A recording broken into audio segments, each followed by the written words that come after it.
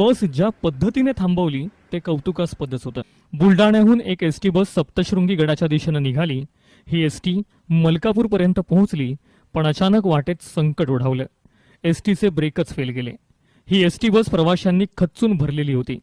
तब्बल 37 प्रवाशी या एसटीतून प्रवास करत होते। या सर्वच प्रवाशांचा जीव टांगणीला लागला होता।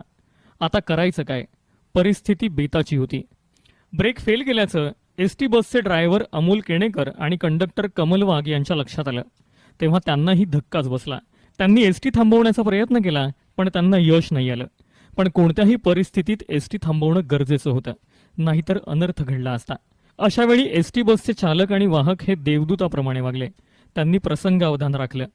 चालत्या एसटी बसमधून कंडक्टरने खाली उडी टाकली, पण ही उडी बस वाऱ्यावर सोडून पळून जाण्यासाठी नव्हती।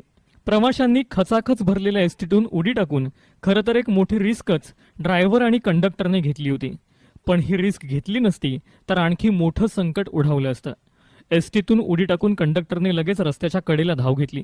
रस्त्याच्या कडेला असलेला एक मोठा दगड त्याने हातात घेतला।